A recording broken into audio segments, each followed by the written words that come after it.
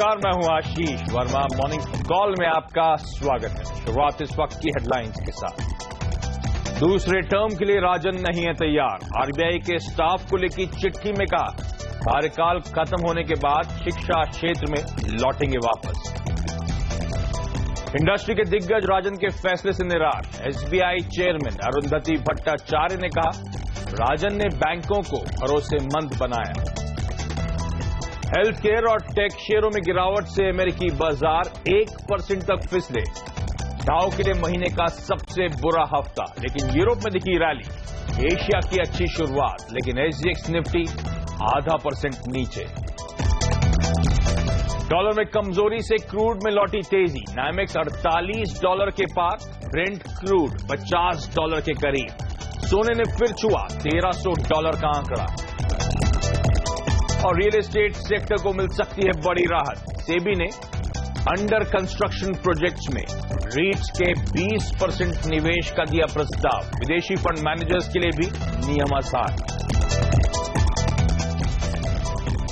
और नया हफ्ता, नई चुनौतियां हमारे सामने। इस हफ्ते गुरुवार को ब्रिटेन के यूरोपियन यूनियन से एग्जिट होने या न होने पे जनमत संग्रह होना है, जिसका आउटकम शुक्रवार को सुबह या दोपहर 12:30 बजे आएगा। अगर एग्जिट होता है तो उसके किस तरह का फाइनेंशियल इंपैक्ट होगा ये कोई नहीं भांप सकता। तो एक वो अननोन है हमारे लिए। और दूसरी दिक्कत की बात, ओवर द वीकेंड जो खबर आई, रघुराम राजन साहब कंटिन्यू नहीं करेंगे एज गवर्नर, तो सितंबर में उनका कार्यकाल खत्म हो जाएगा। ये एक और दिक्कत की बात हमारे लिए। इनफैक्ट जो हमारे सिग्निफिकेंट डिसअपॉइंटमेंट हो सकता है अक्रॉस मार्केट्स आज। सबसे इंपॉर्टेंट करेंसी मार्केट्स, उसके बाद बॉन्ड मार्केट्स और शायद इक्विटी मार्केट्स पर भी आप एक दबाव देखेंगे। इसलिए आज एशिया मजबूती के साथ कामकाज कर रहा है, क्योंकि ओवर द वीकेंड जो पोल्स आए थे उसमें लगा यूरोपियन यूनियन का शायद ब्रिटेन हिस्सा बना रहे, और उसके चलते एशिया में भी आज मजबूत शुरुआत हुई। लेकिन उसके बावजूद एसजीएक्स निफ्टी 0.5% की कमजोरी के साथ कामकाज कर रहा है, और इसे आप राजन इंपैक्ट कह सकते हैं। क्या देखना होगा इसके बाद जब भारतीय बाजारों में कामकाज की शुरुआत होती है तो दबाव बढ़ता है या नहीं। लेकिन सिंधी सेवाज की मार्केट से रिटर्न अनिल सिंघवी का मानना है कि भारतीय बाजारों में आज बिकवाली करने के मौके ढूंढने चाहिए।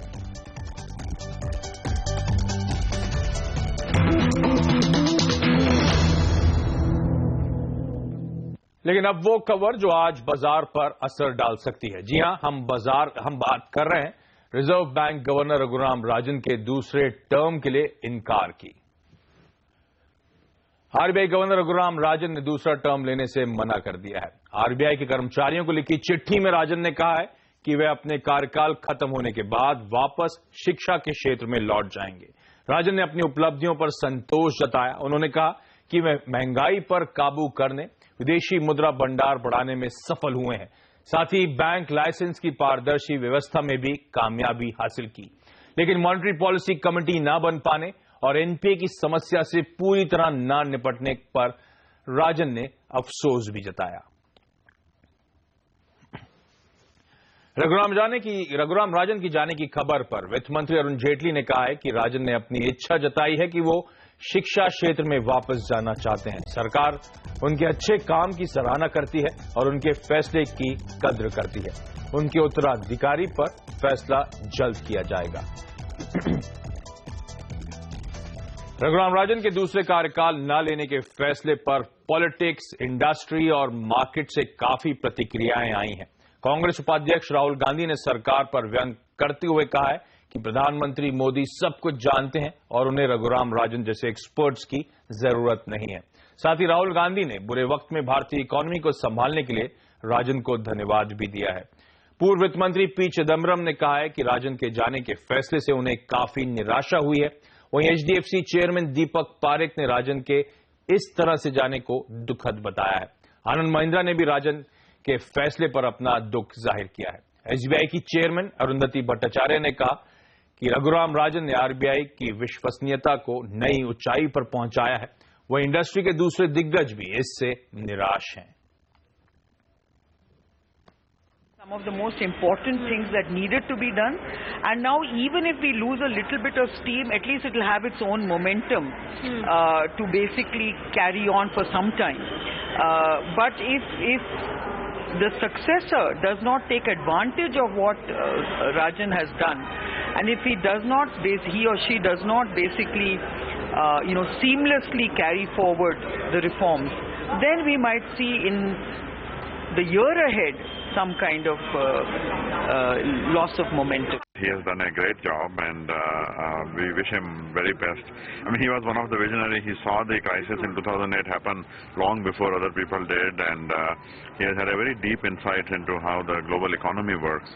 And so wish him, I believe that I am particularly excited to see what he will do next. I think the economy is very strong, and India is stronger, so I think things will go on. हमारे economy के लिए बहुत हानिकारक step है, और ये जो अब हुआ है, ये जो सरकार कर रही है अपने ही पैर पर कुल्हाड़ी मार रही है.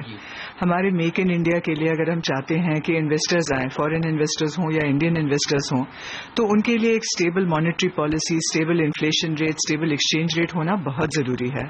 और रघुराम राजन के होने से लोगों को ये विश्वास है कि इकोनॉमी वेल मैनेज है, खास करके सेंट्रल बैंक के साइड से. तो अब इस हफ्ते हमें दो अनिश्चितताओं से जूझना है, दो अनसर्टनिटीज हमारे सामने हैं. ब्रेक एग्जिट, या जिसे हम कहते हैं ब्रिटेन का यूरोपियन यूनियन से एग्जिट होगा या नहीं, और अभी नया टर्म कॉइन हो गया रेग्जिट, यानी कि रघुराम राजन का जो एग्जिट होना है, जिसका इंपैक्ट आज सुबह खुलते ही अक्रॉस एसेट क्लासेस शायद आपको देखने को मिले. लेकिन राजन के इस फैसले के बाद अब हर किसी के मन में यह सवाल उठ रहा है कि राजन के बाद अगला गवर्नर कौन. इस पर और जानकारी के लिए हमारे साथ जुड़ रहे हैं ब्यूरो चीफ लक्ष्मण रॉय. लक्ष्मण, हाय, गुड मॉर्निंग.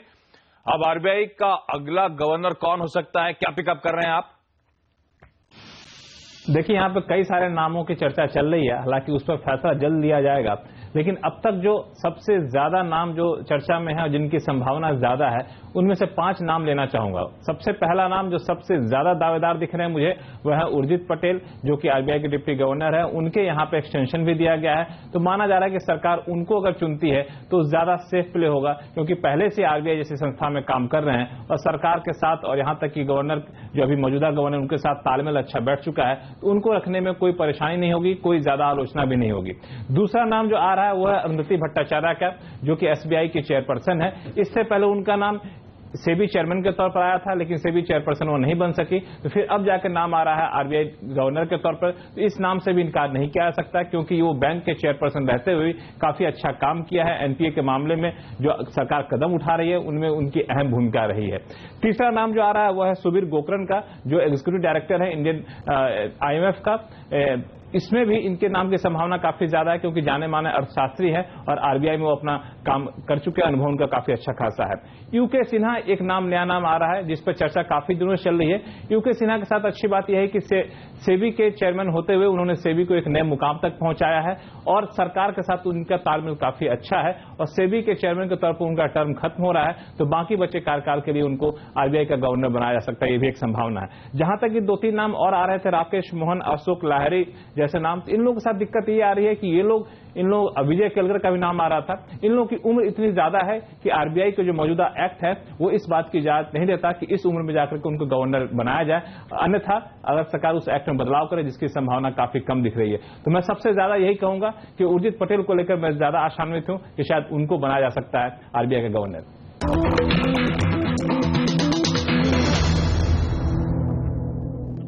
और एजेंसी दिखा रहा है कि आधे % की कमजोरी देखने को मिलेगी, पर एशिया मजबूती के साथ कामकाज करता हुआ. यूरोप में हमने देखा था शुक्रवार को मजबूत ट्रेड होता हुआ. मेरे साथ मेरे सहयोगी और आवाज के सीनियर एडिटर नीरज बाजपेयी अब जुड़ रहे हैं. नीरज जी, इस हफ्ते तो फोकस यूरोपियन यूनियन पे एक्चुअली होना चाहिए. पिछले हफ्ते आप बता रहे थे एग्जिट का पलड़ा भारी हो रहा है. क्या ओवर द वीकेंड कुछ बदला है, क्योंकि आज वो एशियन मार्केट भी रिएक्ट कर रहे हैं पॉजिटिवली? बिल्कुल चेंज हुआ है आशीष, और अब ये जो रिमेन कैंप है उसका पलड़ा भारी हो रहा है. क्योंकि कल कई सारे अखबारों ने जो वहां पे पोल सर्वे दिखाया, उसमें दिख रहा था कि अब इस तरफ लोगों का झुकाव बढ़ रहा है, यानी ब्रिटेन बना रहे यूरोपियन यूनियन में, वो एक पलड़ा भारी दिख रहा है. दूसरा, वहां के कई सारे जो लीडिंग न्यूज़पेपर्स हैं, उन्होंने अपने तमाम पाठकों से ये अनुरोध किया है कि वो इसके पक्ष में वोट करें. तो अब ये वाला पलड़ा भारी होता हुआ दिख रहा है. बिल्कुल दिलचस्प भारतीय चुनाव की तरह वहां भी माहौल चल रहा है, एक तरफ इधर एक बार उधर.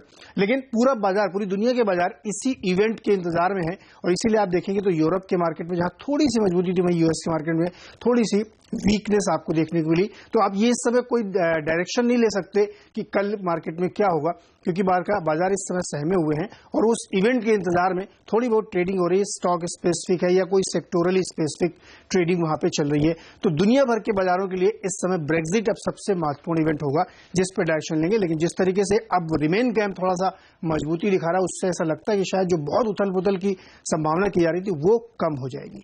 ओके, तो रघुराम राजन का जाने का जो इम्पैक्ट है थोड़ा सा वो कम होता हुआ नजर आएगा, क्योंकि आज ग्लोबल संकेत अच्छे खासे पॉजिटिव हैं। जापान के मार्केट्स, कॉस्पी, ये सब आपकी स्क्रीन पे आना चाहिए। देखिए किस तरह की मजबूती के साथ कामकाज हो रहा है। हालांकि उस मजबूती को हम मिस आउट करने वाले हैं आज, लेकिन फिर भी वो नेगेटिव इंपैक्ट भी तो सिर्फ आधे % के आसपास नजर आ रहा है। लेकिन ओपनिंग के हाथ कितना दबाव देखने को मिलेगा। लेकिन शुक्रवार को आपको याद होगा भारतीय बाजारों में मजबूती के साथ कामकाज था, और वो मजबूती थी ग्लोबल संकेतों के तर्ज पे। ऑलमोस्ट 1/3% के आसपास के उछाल के साथ सेंसेक्स और निफ्टी ने कामकाज दिखाया। फाइनली 30 अंक की मजबूती थी निफ्टी पर, 8170 के लेवल्स पे जाके हम क्लोज हुए हैं। हालांकि दिन के हाई से कुछ ठंडे जरूर पड़े थे, 8195 के हाईज थे शुक्रवार को इंट्राडे में, और उससे 25 पॉइंट के आसपास का दबाव जरूर देखने को मिला। लेकिन फिर भी स्क्रीन हरी थी। Mid caps flat, small caps में ऑलमोस्ट 1/3%, 1/4% के आसपास का उछाल था।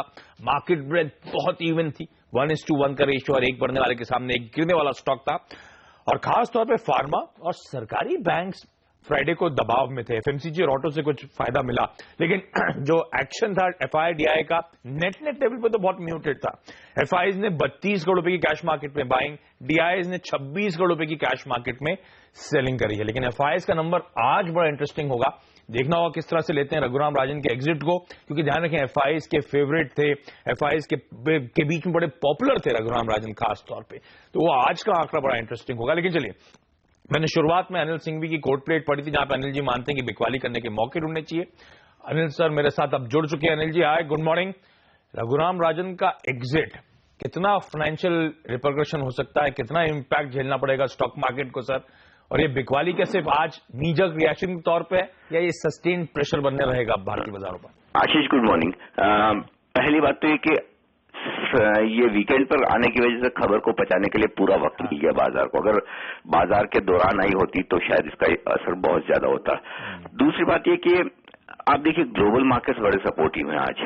अगर समझिए कि ये रघुराम राजन वाली खबर नहीं होती तो आपको निफ्टी में शुरुआत 8200 के ऊपर सीधे होती हुई नजर आती है, उसके बाद वहां से शॉर्ट कवरिंग आती है। तो अगर जिन लोगों ने वीकेंड पे शॉर्ट किए हैं उन लोगों के लिए तो ये बेहतरीन मौका है कि आज रघुराम राजन उनकी मदद करेंगे, तो जाहिर सी बात है उन्हें शॉर्ट काटने का सुबह सुबह एक चांस मिलेगा। तो मुझे लगता है कि एक कमजोर शुरुआत होने के बाद निश्चित स्तरों से एक बेहतरीन रिकवरी आती हुई दिखेगी। हाँ, ये जरूर है कि इस रिकवरी में आप 8200 के पार नहीं निकल पाएंगे, उसके पार जाने के लिए थोड़ी और मशक्कत करनी होगी। लेकिन ग्लोबल मार्केट्स को भूलना नहीं चाहिए। रघुराम राजन का असर जो मार्केट पर रहेगा वो शुरुआती आधे एक घंटे में रहेगा, उसके बाद लोग फिर से ग्लोबल मार्केट्स पर ट्रेड करना शुरू करेंगे। तो ऐसे में अगर बहुत ज्यादा कमजोरी के साथ शुरुआत ना हो, एक शॉर्ट पोजीशन बनाई जा सकती है, लेकिन वो होगा 8200 के स्टॉप लॉस के साथ। 8075, 8050 बहुत ही बेहतरीन लेवल है जहां पर न सिर्फ शॉर्ट कवर करनी चाहिए बल्कि 8100 के नीचे जहां दिल करे वहां पर खरीदारी भी करनी चाहिए। जहां तक बैंक निफ्टी का सवाल है, यहां भी मैं मिक्स सा ट्रेड देख रहा हूं, क्योंकि सेंटीमेंट के लिहाज से ही देखना है तो फिर सरकारी बैंकों के लिए रघुराम राजन का जाना एक पॉजिटिव समझा जाना चाहिए। और उस लिहाज से वैसे एक कॉल शॉर्ट का लिया जा सकता है बैंक निफ्टी पर कि 17,900 के स्टॉप लॉस से बेचे और 17,500 के आसपास कवर करें। दूसरा तरीका ये हो सकता है कि पहले 17,500 के आसपास आ जाए तो वहां खरीदारी भी की जा सकती। तो कितने गैप से खुलते हैं ये देखना इंटरेस्टिंग होगा। मैंने बाय कॉल इसलिए नहीं दिया इस वक्त क्योंकि एक बार भारतीय बाजार खुलने तक हम देखेंगे कि एशियाई बाजारों की मजबूती कितनी बरकरार रहती है। लेकिन ओवरऑल जो बाजार का ट्रेंड पिछले पूरे हफ्ते में था कि 8100 के नीचे खरीदारी और 8200 के ऊपर बिकवाली, मुझे नहीं लगता कि उस ट्रेंड में अभी कोई बदलाव है। और ऐसे में आज की कमजोर शुरुआत में मौके खरीदारी के होंगे निचले स्तरों पर करने की सलाह। लेकिन अच्छे गैप डाउन के साथ अगर हम वाकई खोलते हैं तो लोअर लेवल्स पे शायद खरीदारी करने के मौके ढूंढने। इंट्राडे में आपको रिकवरी देखने को मिलेगी। ग्लोबल मार्केट्स पे खास तौर पे नजरें बना के रखें। लेकिन निफ्टी में आज क्या हो स्ट्रैटेजी, एक तो अनिल की हमने राय आपकी स्क्रीन पर लेकर आए, साथ साथ अब हेम सिक्योरिटीज के रिसर्च हेड मनोज सचदेव मेरे साथ जुड़े। Manoj ji good morning. क्या करूं सर, निफ्टी पे आज एक नीजक रिएक्शन होने वाला है शायद राजन के एग्जिट का? मॉर्निंग आशीष जी, अगर निफ्टी में देखेंगे तो पिछले 4-5 दिनों में एक रेंज बाउंड ट्रेंड हुआ है, ऊपर में 8230 और नीचे में 8000 तक। और अगर आवरली चार्ट देखेंगे तो लोअर राइज लोअर लोज की फॉर्मेशन है। मुझे लगता है ट्रेंड थोड़ा सा अभी डाउन पे ही रहेगा। तो 8230 के स्टॉप लॉस से निफ्टी को सेल करें, 8070 और 8000 के टारगेट। तो दोनों एक्सपर्ट वही मानते हैं, बिकवाली करने के मौके मनोज मानते हैं 80 to 30 पे स्टॉप, और अनिल ने भी कहा था 80 to 100 के आसपास के लेवल्स पे अपना स्टॉप लॉस लगाए। टारगेट्स दोनों के वही 8070, 8075, उसके बाद 8050 और फाइनली 8000 तक के लेवल शायद आपको देखने को मिलेंगे। लेकिन अगर अच्छे गैप डाउन होता है तो शायद उसके बाद अनिल हाईलाइट कर रहे थे कि खरीदारी करने के शायद मौके हो। लेकिन मनोज जी कुछ स्टॉक स्पेसिफिक आइडियाज भी प्लीज शेयर करें आज के लिए। जी हाँ आशीष जी, स्टॉक स्पेसिफिकली देखेंगे तो वहाँ पे कुछ स्टॉक्स में अभी भी तेजी बनी उसके, तो मैं कोल इंडिया को बाय करना चाहूंगा। इसमें देखेंगे तो 10 से 11 दिनों का जो कंसोलिडेशन है, नीचे में 306 और ऊपर में 315 का है। आज हो सकता है अपर साइड में एक अच्छा ब्रेकआउट देखने को मिले, तो 306 रुपए के स्टॉप लॉस से बाय करें 330 के टारगेट। दूसरा स्टॉक होगा पावर ग्रिड का। पावर ग्रिड में देखेंगे डेली चार्ट पे तो हायर लो की एक फॉर्मेशन बन रही है, अपवर्ड स्विंग चार्ट है, तो 153 के स्टॉप लॉस से बाय करें 170 के टारगेट के लिए। ओके, सॉरी ऑडियो क्वालिटी बहुत ज्यादा क्लियर नहीं थी, लेकिन हाँ मनोज जी मानते हैं बिकवाली करके चलें, और साथ साथ दो स्टॉक्स कोल इंडिया और पावर ग्रिड दोनों में खरीदारी करने की सलाह। लेवल्स आपकी स्क्रीन पर। सर आपका धन्यवाद सुबह सुबह वक्त निकालने के लिए, और सीधे चलते हैं पूजा के पास कुछ और ट्रेडिंग आइडियाज के लिए। पूजा हाय, गुड मॉर्निंग, बताएं। Good morning. आज तीनों ही कॉल्स में बिकवाली की राय है और फार्मा काउंटर्स पर आज काफी ज्यादा रुझान देखने को मिल रहा है। जेके दोषी ने डॉक्टर रेड्डीज में बिकवाली की राय दी है। 2-3 दिनों में इनका मानना है कि 2880 के लेवल्स देखने का अनुमान है। सुमित बगाड़िया ने ग्लेनमार्क में बिकवाली की राय दी है और यहाँ पर भी इनका मानना है कि 2 से 3 दिनों में कमजोरी देखने की उम्मीद है। 730-710 के लेवल्स देखने को मिल सकते हैं। और एक प्रभाकर ने इंडिया बुल्स हाउसिंग फाइनेंस में बिकवाली की राय दी है। 704 का स्टॉप लॉस लगाने की राय और 678 के लेवल्स इस काउंटर में देखने की उम्मीद है। चलिए यहाँ पे एक छोटा सा ब्रेक के बाद बताएंगे आपको आज के टॉप 5 शेयर्स कौन से, और साथ साथ कमोडिटी और खास तौर पे करेंसी मार्केट्स पर बातचीत।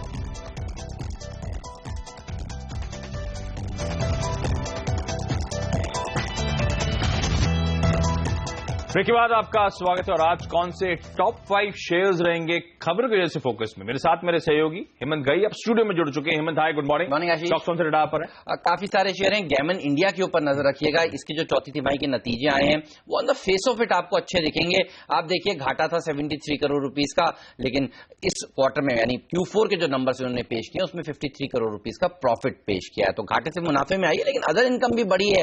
ऐसा नहीं है कि बहुत अच्छा नंबर कहा जाएगा। अदर इनकम देखिए 61 करोड़ से बढ़कर 110 करोड़ रुपए हो गई है। इसके अलावा HCL इन्फोसिस्टम्स के ऊपर नजर रखिए। ब्लैकबेरी के साथ भारत में कारोबार करने के लिए इन्होंने करार किया है, तो इस शेयर के लिए सेंटिमेंटली पॉजिटिव खबर मानी जाएगी। रोल्टा इंडिया ये वो स्टॉक है जो काफी थोड़ी मुश्किलों में गिरा हुआ है। कुछ दिनों पहले हमने देखा था क्रेडिट रेटिंग एजेंसीज ने इसके शेयर को डाउनग्रेड किया था, और अब आप देखिए यहां पर कंपनी कह रही है कि कुछ बड़े पेमेंट्स इनको मिलने थे जिसमें विलंब हो रहा है, जिसके चलते वर्किंग कैपिटल को लेकर चिंताएं यहां पर बनी हुई हैं। तो इस शेयर में आज एक नेगेटिव स्टांस देखने को मिल सकता है आपको। और नजर रखिए टाटा केमिकल्स पर भी। यहां पर एक खराब खबर आती हुई कि एक वेस्ट बंगाल में हल्दिया में एक DAP का प्लांट था, वो इन्होंने टेम्परेरी बंद किया है। आपको बता दो DAP की जो कीमतें हैं वो इंटरनेशनल मार्केट्स में काफी तेजी से घटी हैं, तो कुछ समय के लिए इन्होंने इस प्लांट को बंद रखा है। हालांकि जो इनके पास इन्वेंट्री है वहां से आपूर्ति ये करते रहेंगे मांग की। साथ ही एरोस इंटरनेशनल के ऊपर भी नजर रखिए। जी नेटवर्क के साथ एक करार किया है एरोस ने, और अब एरोस की जो कुछ एक्सक्लूसिव मूवीज हैं वो जी के नेटवर्क पर मिलती हुई दिखेंगी। तो ये एक करार जिसके चलते आज एरोस में थोड़ी बहुत तेजी देखने को मिल सकती है।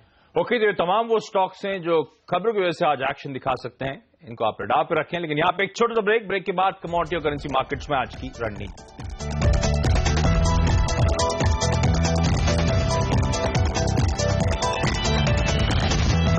ब्रेक के बाद आपका स्वागत है, और अब बात कमोडिटी और करेंसी मार्केट्स की। हमारे साथ कार्वी कॉमट्रेड के हिमांशु गुप्ता जुड़ रहे हैं। हिमांशु जी गुड मॉर्निंग। आज तो सबसे पहले मैं करेंसी पे आपसे बातचीत करना चाहूंगा, क्योंकि रघुराम राजन का एग्जिट कहा जा रहा है सबसे बड़ा इंपैक्ट इसी पॉकेट पे पड़ने वाला है। 67 के लेवल्स के आसपास फ्राइडे को क्लोज था। सर कितना दबाव आज रुपया झेलने वाला है?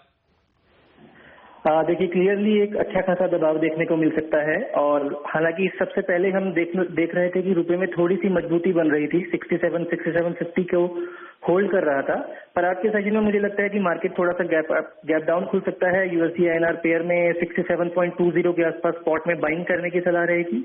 इंट्राडे में 67.50 से 67.60 तक के भी टारगेट्स देखने को मिल सकते हैं।